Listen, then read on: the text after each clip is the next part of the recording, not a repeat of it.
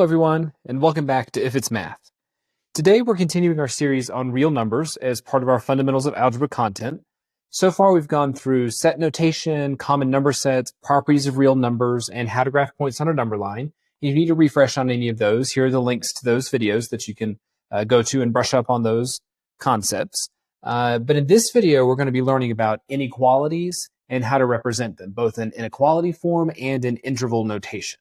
So by the end of this video, you'll understand what inequalities are and how to write them using both symbols and using this special interval notation. So let's go ahead and get started.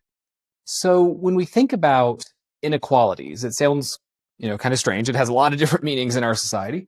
But from a mathematical standpoint, inequalities are relationships between numbers that are not necessarily equal. They might be equal, but we might not know for sure.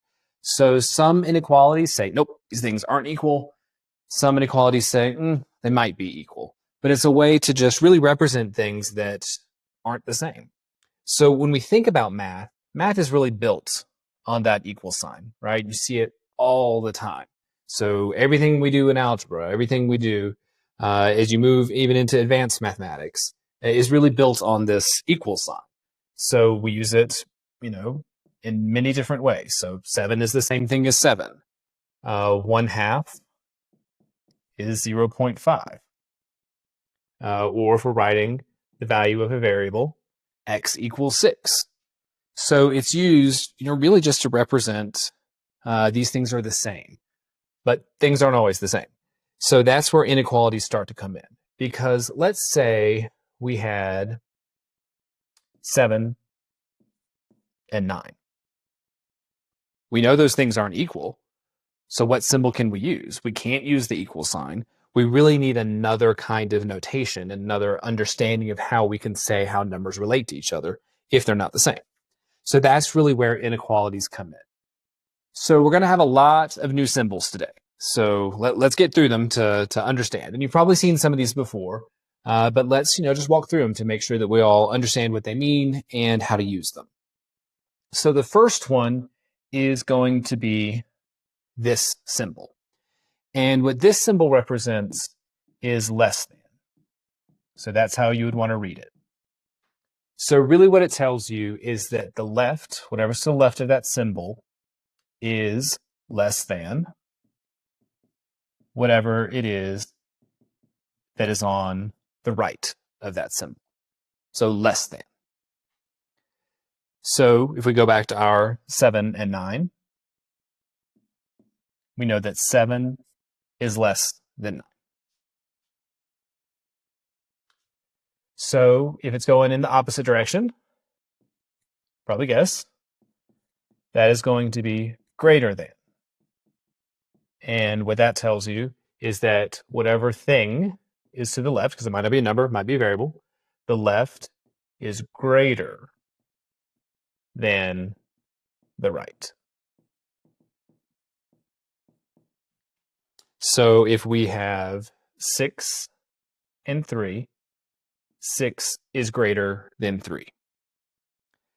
So there really are, a million different ways that people give you to help remember which way these symbols go. Which one is less than, which one is greater than. The thing that always worked with me, and I hope it works with you, is just the bigger part of the symbol goes toward the bigger number. And that's how I remember it. So in this case, 9 is the bigger number, so the bigger part of the symbol here goes toward the 9. When you have greater than, 6 is bigger than 3, so the bigger part of the symbol goes this way because 6 is greater than 3. So that's just how I remember it. There's a bunch of different ways. Some people say that the less than sign kind of looks like an L, but I just remember the bigger part always goes toward the bigger thing. So let's go through a few more examples just to reinforce this. Let's say that we have 7 and 4, and 3 and 8, 6 and -1, -4 and -2, and let's do -4 again, but do it with a -5, because those negatives get tricky. So when we look at these, we say, okay, I've got 7 and 4. I know that 7 is the bigger number. And remember, the way I do it is that the bigger part of the symbol goes toward the bigger number. So 7 is greater than 4. So with 3, 8 is the bigger number. The bigger part of the symbol goes toward the 8. 3 is less than 8. So with negative numbers, it can get a little bit tricky. So anything positive is greater than anything negative. So we know that 6 is bigger than negative 1. So it gets the bigger part of the symbol. 6 is greater than negative 1. So when you get to two negative numbers, this is where it all gets flipped around. So remember when we talked about number lines, we talked about the fact that all of the numbers going to the left of 0 were getting smaller and smaller, right? Well, the negative number that has what seems like the bigger piece, like in this case, we've got 4. We know that 4 is greater than 2, but the negative changes everything. And in fact, what it does is turn it completely around.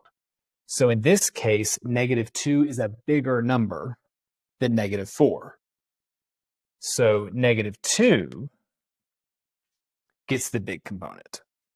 So negative 4 is less than negative 2. If that gets confusing for you and you're a visual person like me, think about it in terms of the number line. So let's say that we were going to just graph this out really quick. I'm not going to put 0 in the middle because we're only dealing with negative numbers. We had negative 1, negative 2, negative 3, and negative 4. We've got these two numbers. So remember, we can graph it just putting the dots on there. So negative 2 and negative 4. When we're thinking about it, remember, as we get to the left, we're getting smaller. So it tells you that negative 4, because it's left of negative 2 on the number line, we know that negative 4 is less than negative 2. Thinking about it the other way, negative 2 is greater than negative 4. So since we got all that sorted out, if we think about negative 4 and negative 5, in this instance, because, again, we didn't draw it out, but we can add it in. Let's say we had negative 5. Well, in this case, we know that negative 5 is to the left of negative 4 on the number line, which means it's smaller. So if that negative 5 is smaller, the negative 4 is bigger, so it gets the bigger number in this case. So it can take a little while for those negative number pieces to sink in. So you can think about it visually. You can just think about it that it's opposite. You've got two negative numbers in there. It's the opposite way of what it would have been if it was positive. That's the way some people remember it. But eventually you'll just be using it enough that you'll get used to that fact. But it can be a little hard to get used to at first. Okay.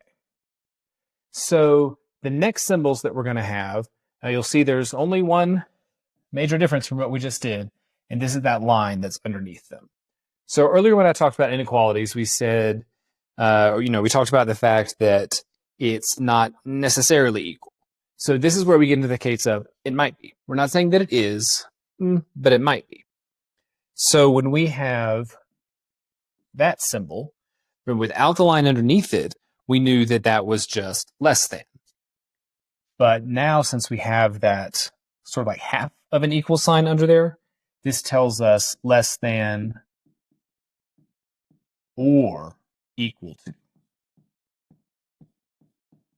So you kind of think about it, it's like half of an inequality.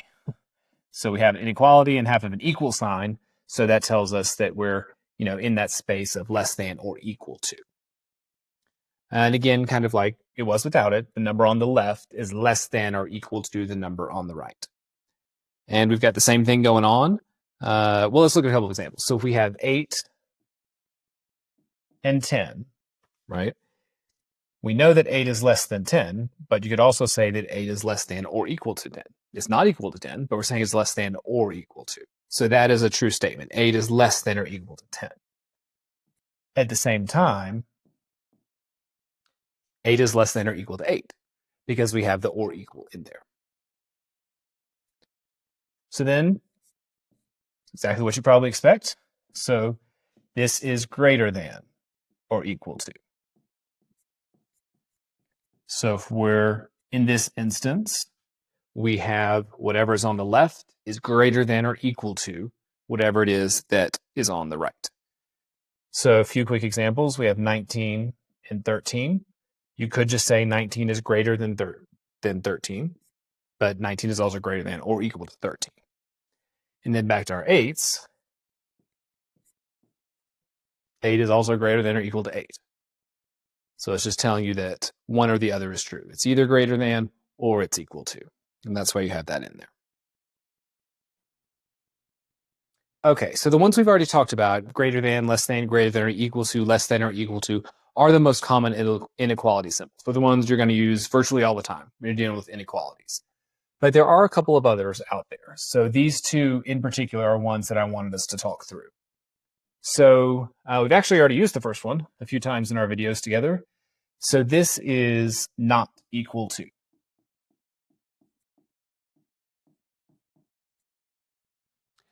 So really it's just saying that whatever's on either side of the symbol, it's just not equal to each other. So we have 9 does not equal 13.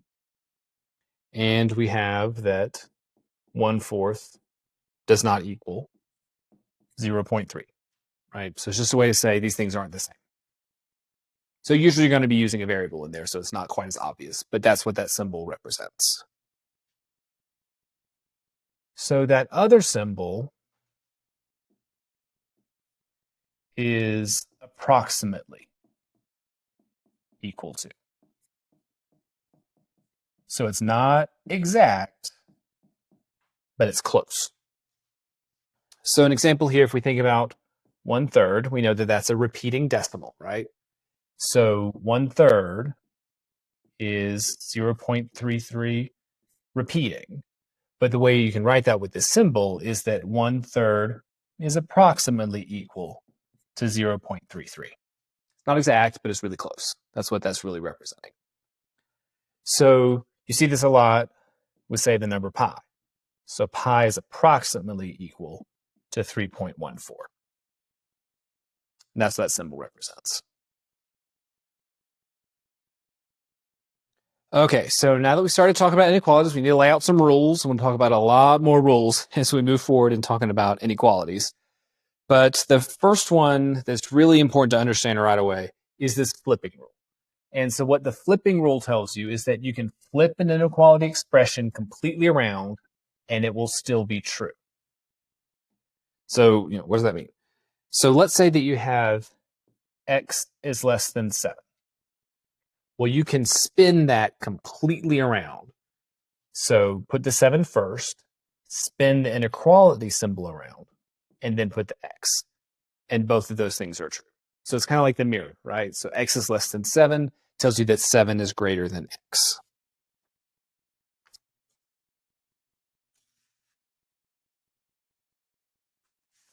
Okay, the reason we need to talk about how that flipping rule works is that you need it to really talk about compound inequalities. So up till now, when we've talked about inequalities, we had, very straightforward ones. So we had, say, x is less than 12, right? Really straightforward inequality. And then we have x is greater than 7, just another example. But what compound inequalities do is put these two things together. So let's say that we wanted to represent this in one thing, that x is less than 12, but x is also greater than 7. How can we do that? So the way we can represent that is through a compound inequality. So the way you can build those out is get the inequality signs going in the same direction. So we already have x is less than 12. So if we want to make this a less than, remember that flipping rule we just talked about. So you flip it around. We know that x is less than 12 and 7 is less than x because x was greater than 7. So you can just flip that piece around. So then you want to reorder these so that the x's are close to each other. So we have 7 is less than x is less than 12. And then you can collapse them because you have those x's right next to each other. And that's how you do a compound inequality. So 7 is less than x, which is less than 12. And that's what a compound inequality gives you. So it kind of puts bounds on it, right? These inequalities go on forever. When we were talking about x is less than 12, well, that could be anything less than 12, or x is greater than 7, anything greater than 7. But what if we want an inequality that represents, yeah, the number we're talking about falls in between these two numbers somewhere. That's what the compound inequality gives you. So x is somewhere between 7 and 12. But we don't have or equal to, so it's not 7 or 12. It's somewhere between those two numbers. So let's take a look at another one. So if we have, say, x is greater than 3, and we have x is less than 7. So remember, the first thing you want to do is get those inequalities going in the same direction, and use the flipping rule to do that. So x is greater than 3, and 7 is greater than x. Then we want to get those x's lined up near each other. So 7 is greater than x is greater than 3. Collapse those x's together. 7 is greater than x, which is greater than 3. So there's a bit of a, not necessarily a rule, it's just something that you definitely want to do. And that's usually you're going to want to write things using less thans, not greater thans.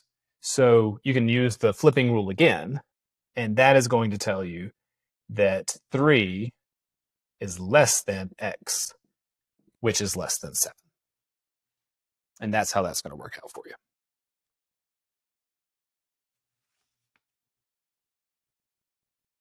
Okay, one more really important concept, and that is interval notation. So if you're writing out inequalities using symbols, sometimes that can get a little bit hard to read. And when we get into future videos and talk about how you graph inequalities, it doesn't really lay it out in a way that's intuitive for how I need to graph this. So interval notation really helps with that. So what interval notation does is it writes the inequalities without the inequality signs. So I know we just went through all that to explain what inequality symbols are, and now we're going to get rid of them. But it's just kind of a shorthand method of writing inequalities, what interval notation represents. So with interval notation, what instead of the symbols we just went through, what you're going to be using is parentheses and brackets. And when you think about parentheses, we're in, say, the less than territory. And when you think about brackets, we're in the or equal to territory. So it's not that these correspond, right? It's not that this means this. It's just if you have these symbols, you will be using parentheses. And if you have these symbols, you will be using brackets. So again, please don't think that left bracket means less than or equal to and right bracket means greater than or equal to. It's really tempting. It just means if you're dealing with these, you're going to be using parentheses. If you're dealing with these, you're going to be using brackets. That's what that tells you. So let's go back to an example of a compound inequality. So if you have 4 is less than x, which is less than 8, then you can use parentheses. So with parentheses, what this turns into, and we'll talk about why, but that's the shorthand way to write that compound inequality, 4 and 8. So what you do is you take your numbers, put them in, and then because this was a less than, you use a parentheses. And because this was a less than, you use a parentheses. That's how you end up representing that. But what if you do have those or equal to's in there? So what if we had 4 is less than or equal to x is less than or equal to 8? Well, then it's brackets. So that represents the same thing. So 4 is less than or equal to 8. Or 4 is less than or equal to x, which is less than or equal to 8. That's what that's going to represent. So you can also have a mixture, right? So let's say that you have negative 3 is less than x is less than or equal to 1.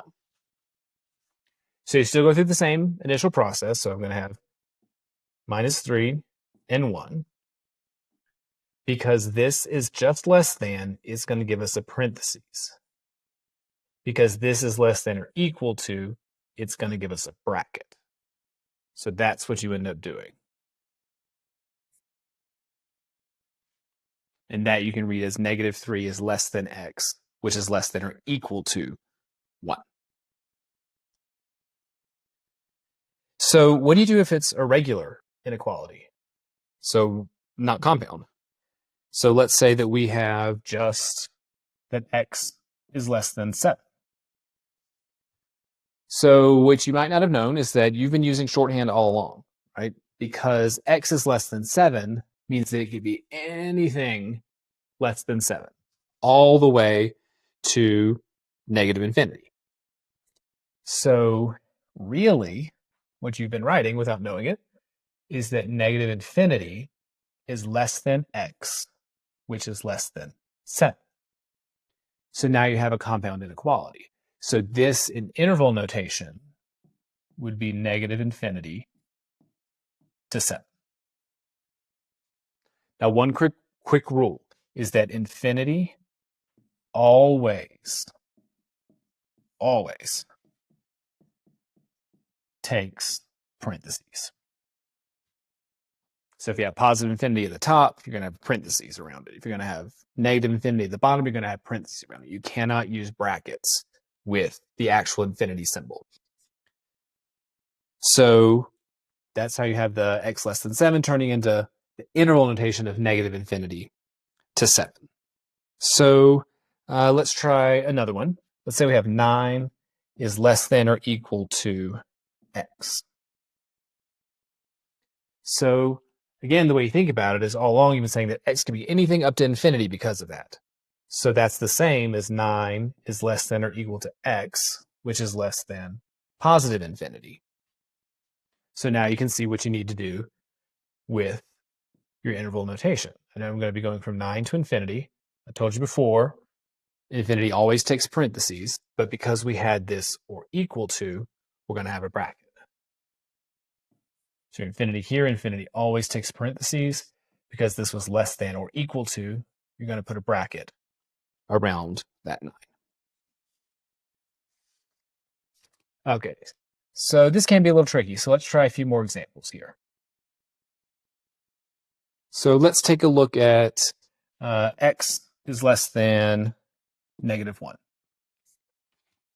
So if x is less than negative 1, we know that this is the same thing as negative infinity is less than x is less than negative 1. Infinity always takes parentheses because it's less than and not or equal to. That's going to be negative infinity to negative 1 in interval notation. We have x is greater than 7. My recommendation is to flip it because you always want things going less than because you're going to have it in that direction for interval notation. So you're going to flip this around. It's going to give you that 7 is less than x, which has that sort of unspoken infinity in there. So 7 is less than x, which is less than infinity. So infinity always takes that parentheses, remember? So we've got 7 and infinity, always going to be parentheses. And then because we have less than here, without the less than or equal to, we're going to have, again, parentheses there. So a few more. Say we have x is less than or equal to 9. So same process, you've got that understood negative infinity in there. So negative infinity is less than x, which is less than or equal to 9. Infinity always takes parentheses because the 9 has the or equal to in there, bracket. X is greater than or equal to 6. You're always going to get it into that less than notation, so we use that flipping rule, flip it around, and that's going to become 6 is less than or equal to x, which is less than infinity. So we have 6 with the bracket because we have the or equal to, going up to the infinity, which always takes parentheses.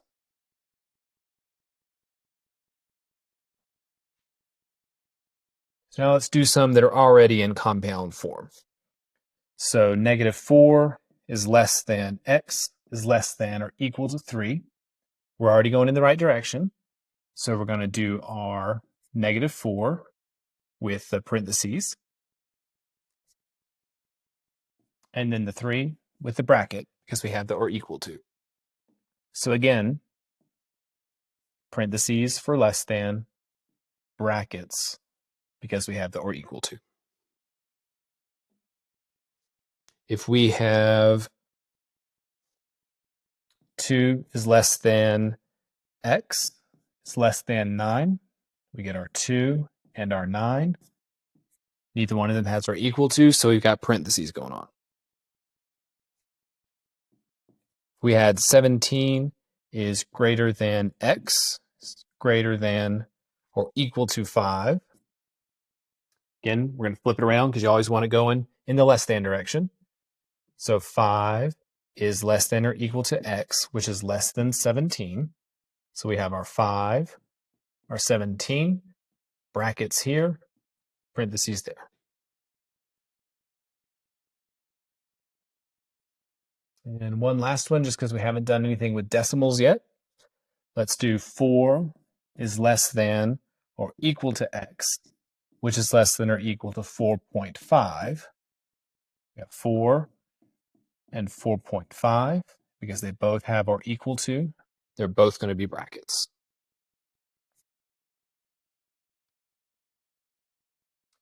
So sometimes you might be asked to, usually in a test, because you're not going to do this very often in the real world. But let's say you're going to practice going from interval notation to regular notation. So you might have a test question that says, turn this interval into a standard inequality. So let's take a look at some of those. So if we have 9, infinity, so best thing to do is write the numbers. Going to have the variable in the middle, and then because there is no bracket, because parentheses, we know it's less than, then you're always going to have less than for infinity. If you have negative infinity to 2 with a bracket, going to write out our numbers, negative infinity with the x in the middle and the 2. Then you just decide on the symbols. Again, infinity always takes parentheses, which means it always takes a less than or greater than without the or equal to. Here, because we've got the bracket, we put in the or equal to. So regular inequality of 2 to 11, 2x 11. There's no brackets, so there's no or equal to. So 2 is less than x, which is less than 11. If you have -2, -1, number, x, number, we know we have the or equal to for both of those because they both had brackets. So -2 is less than or equal to x, is less than or equal to -1. So let's try some with mixed symbols.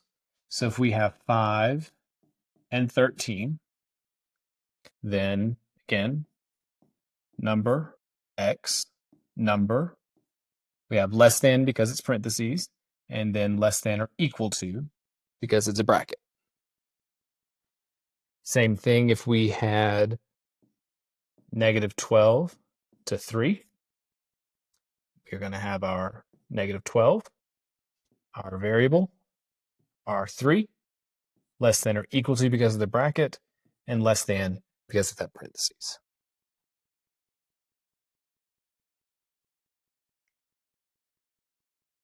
Okay, so now that we know what intervals are and what they represent and how to go back and forth between inequality form and interval form, there's 4 kinds of intervals that you might see described. Someone might say you have the open interval from blah to blah.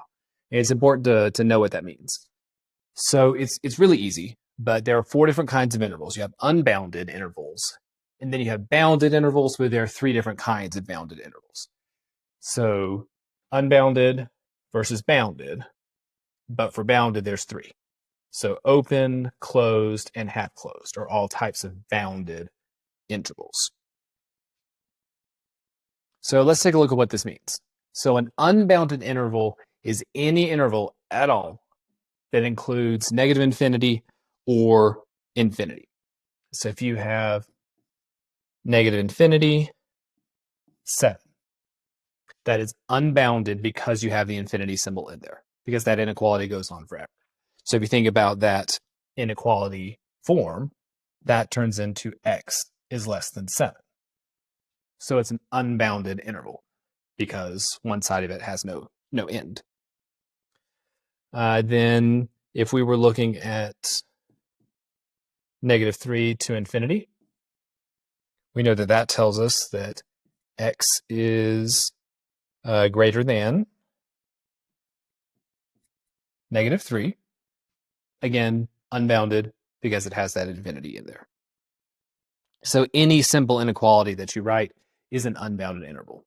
If it's not compound, it's unbounded. That's a really easy way to think about it. So for our bounded intervals, let's go through each of those three types. So we have open, closed, and half open. So what makes a bounded interval open is that it has two parentheses, but it's not negative infinity or infinity. Because if it's negative infinity or infinity, what kind of interval is it? Remember, that is unbounded. So if we're in the bounded, it means there's no infinities anywhere. And we have two parentheses. So what that means is all those that we looked at before that didn't have any parentheses are these open intervals. So 3, 4, which 3 less than x less than 4, that is an open interval. Same thing if we had -1 and 5, which we know turns into -1 is less than x is less than 5. That's another open interval. So remember, all there is with an open interval is that you have parentheses. Or if you think about it in standard form, you don't have any or equal to. But no infinity symbols. It's infinity symbols, it's an unbounded interval. So the next one is closed. And closed, the way it's defined is it includes two brackets. Now, I didn't write anything about infinities, because if you have two brackets, you know you don't have infinities. Remember, because infinity always takes parentheses. So two brackets, we're in this closed scenario. So 4, 7 is closed because both ends have a bracket. So if we're thinking about that in standard notation, we would have that 4 is less than or equal to x, which is less than or equal to 7. That's a closed interval. If we have, let's see, -6 to 8, again, the brackets are what make it a closed interval. So -6 is less than or equal to x, is less than or equal to 8, closed. So closed interval, two brackets, or if you want to think about it in standard notation, the fact that you have both of them involving or equal to. So if we have open and closed, and we haven't talked about, well, what if it's one parentheses, one bracket? That's just going to be half open, very creatively named, right? So what that tells you is that you have one parenthesis and one bracket. But again, no infinities. We're in infinity land, we're in unbounded intervals. So this is really just anything that doesn't have infinities that involves parentheses and a bracket. So in this case, 2 is less than x is less than or equal to 6. Or if you had -6, -4, -6 is less than or equal to x, which is less than -4. That's really all it is. So one parenthesis and one bracket. Or if you want to think about it in this standard notation, you only have one or equal to. So it's a compound inequality, but only one or equal to. You don't have another one with the other inequality symbol.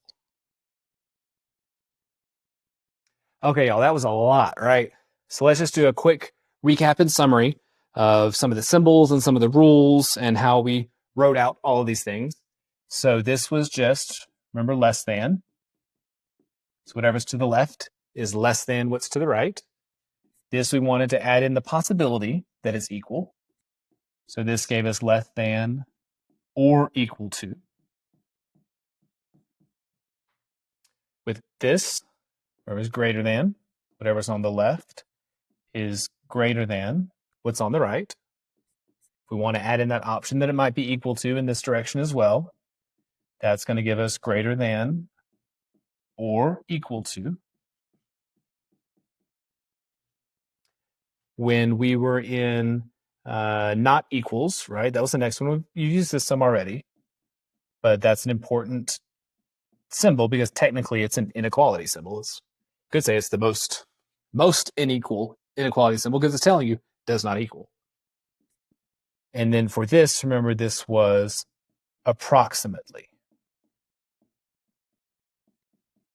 equal to. So it's close, but they're not exactly the same thing. So when you think about these directions, just wanted to point that out again with how this is going. The way I remember it is the bigger part of the symbol goes toward the bigger number.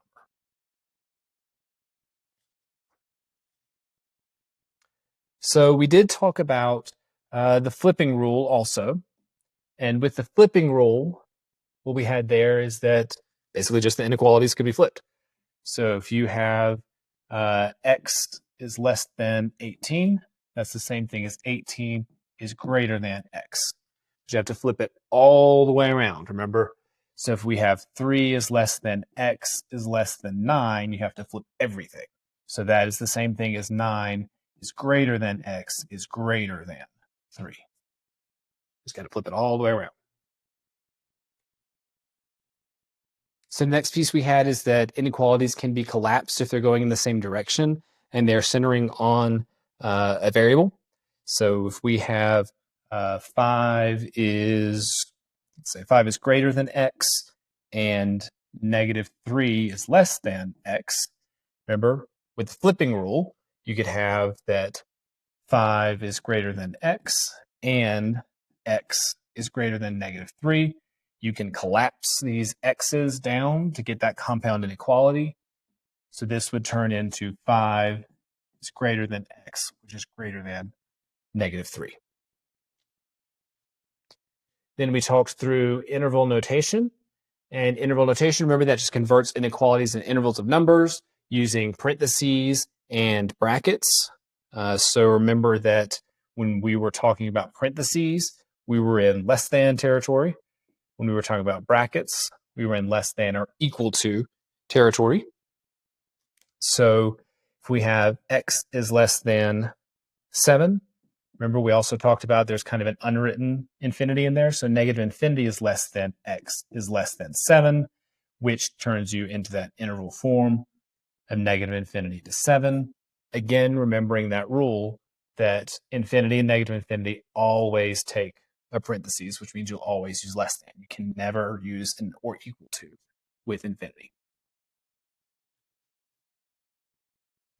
So then if you had a standard or a compound inequality and negative 2 is less than or equal to x, which is less than 3, that was a special symbol, one, less than 3, then what you're going to end up with is bracket around the 2 and then the 3 with parentheses, because you have the or equal to give you the bracket, but without the or equal to, you're going to end up with the parentheses on that end. So last thing we talked about were these different types of intervals. Remember, you had unbounded and 3 different types of boundeds. The key thing with unbounded is you had one number and either positive or negative infinity. So that's really the defining feature of unbounded, is that unbounded includes an infinity. Then we were in bounded open territory. We had 2 numbers and no or equal to. When we were in bounded, we had 2 numbers with both or equal to symbols. And then the half open, we had the two numbers with 1 or equal to.